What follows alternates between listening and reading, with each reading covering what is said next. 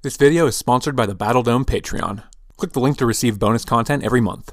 No matter the medium, Pokemon as a franchise and story has always put its strongest trainers on a pedestal, and it's only natural seeing as the main goal of each core series game, and a majority of protagonists from everything else, is simply, to turn a phrase, become the best like no one ever was. What truly determines a good trainer is often one of the themes heavily focused on in stories adapted for this universe. Whether or not the deciding factor lies in strength, compassion, or ideals, what we really want to focus on is results. In terms of feats, portrayal, and overall team, who is the most powerful trainer in the Pokemon franchise? And we're going to cover candidates separately from the anime, games, and manga, starting off with the anime. So our first option is going to be the most basic and closest to fact, being the super strongest trainer ever, Leon. He has a Charizard, and his uncle works for Nintendo, and he's really good at the electric guitar, plus he has like 6 girlfriends, but they're from another school so you wouldn't know them. But if we're being real, he's outright stated as the best in the world on several occasions, and outright won the World Coronation Series by defeating Lance, who has a shiny Gyarados and almost as many girlfriends as Leon. And Leon himself has defeated over 100 challengers without a loss. He's also ranked above the champions of Kanto, Johto, Sinnoh, Unova, and Alola. Not to mention fighting Eternatus, who's God's chin-beard hair or something. He's the easy but super boring answer. And a candidate who's less easy but equally boring is Tobias.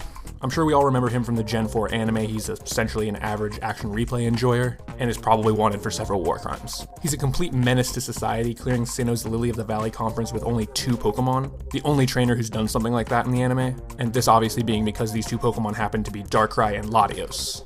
Any trainer having legendary Pokemon is a rare event, with the only other trainers in the anime accomplishing this being Brandon with his Regis, Go with his Suicune, and also the inexplicable Heatran trainer in the Sinnoh League. And we can't forget the random Nurse Joy packing Latias Heat. Now Ash was the only trainer in Sinnoh to take down even one of his team when Sceptile defeated Darkrai. And it's unknown what Pokemon complete his required team of 6, and we'll probably never know.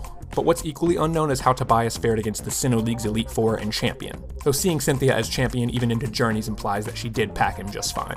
However, being one-dimensional isn't the only thing shared between Leon and Tobias. They both lack a fully revealed team, making it hard for us to truly compare them properly to other trainers. While the factual answer is Leon, if we want to go with a character that has a full team of 6, funnily enough the trainer that fits these qualifications is someone I never thought would be a candidate, Ash Ketchum.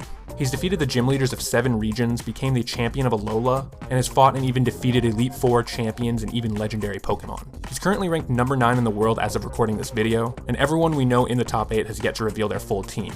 So congratulations on winning by default, Ash. Notable members of his team include Pikachu, who's thrown down with multiple legendaries such as Regis, Latios, Tapu Koko, and Lugia, even earning a KO against those first 3. He also battled a Zeraora so intensely that it created a dimensional rift. He even fought and was a match for Leon's Charizard, who is the single strongest Pokemon we know owned by a trainer. There's also the strongest of the earlier generations, Charizard, who is much of the same, honestly. Even in his first stage, he could take down fully evolved Pokemon like Golem and Primeape, but becomes an official powerhouse once fully evolving.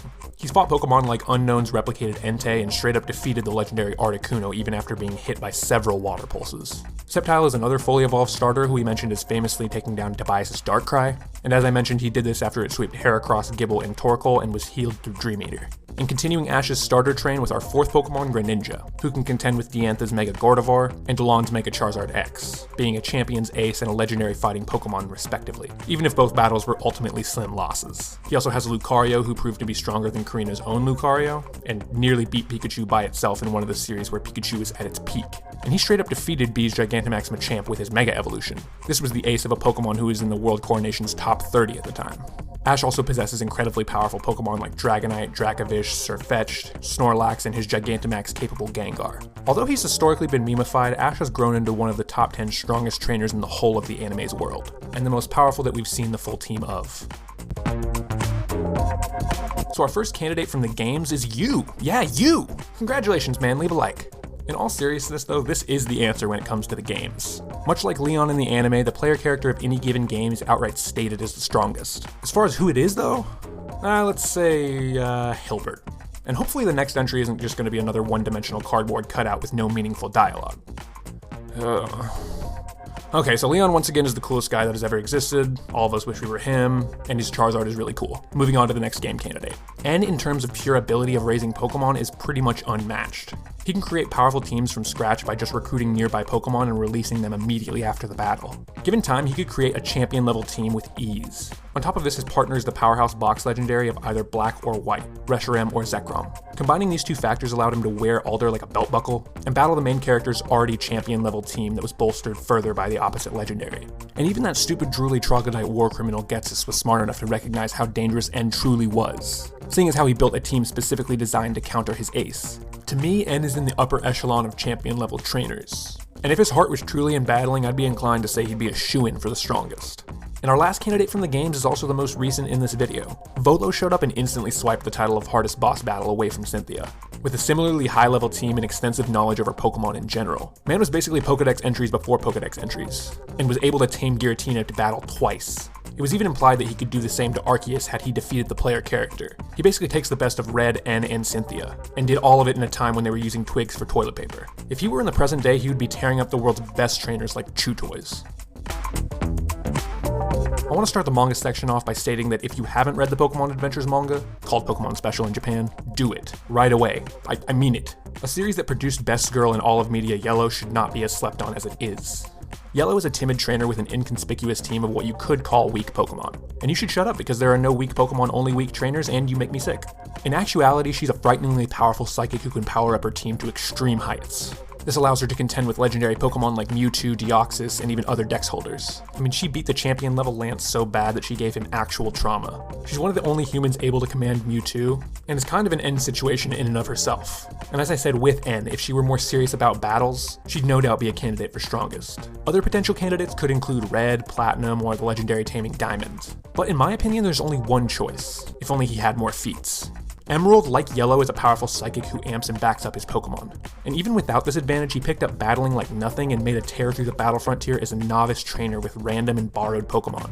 This included taking on some of the strongest trainers in the manga and defeating the legendary Reggie trio. Only after performing this feat did Emerald establish his own team of 3. He was even the main force behind defeating Guile and the false Kyogre in the battle frontier. And directly after this victory, there was a tournament between all of the Dex holders of the first 3 generations. And though this was conducted off-screen in a 2v2 format, Emerald still came out the victor. So after taking into account the showings of the candidates in each medium, we'll determine the best of each. And starting with the anime versions of characters, we've already kind of made peace with who the strongest trainer in the anime is. It's straight up the unseasoned baked potato man with the stupid biking shorts. There's really no denying that. Leon is outright stated and shown as the most powerful trainer in the anime, with his #1 position in the World Coronation series. It's boring, but at least it's easy. At least we can pray for Ash to take this spot by the end of Journeys.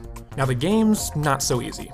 The obvious answer is, as outlined, the player character of any given generation, but since that really isn't an actual character, we have N versus Volo versus Leon. So yeah, N versus Volo. Both possess the uncanny ability to tame and gain the trust of Pokemon, even doing so to legendaries. However, the context in which these feats occurred, combined with the caliber of opponents, inclines me to pick Volo. Not only did he subjugate one of the most powerful Pokemon of all time with one plate, but was directly implied to be able to do the same to the most powerful Pokemon in Arceus. He's also fittingly taken the consensus as the toughest boss battle in the series. Like I said, he's basically the best aspects of the strongest trainers in the games personified. And our last category being manga, which also has a fairly obvious candidate like the anime. As far as pure training ability and power in battle, there isn't a character that I can think of to match Emerald. He's a prodigy amongst prodigies specifically recruited by Professor Oak to capture Jirachi, and despite his low amount of showings, every single one is a banger. So if we want a concise and orthodox answer for this question, we'd go with the strongest trainers of each medium being Leon for the anime, Volo for the games, and Emerald for the manga.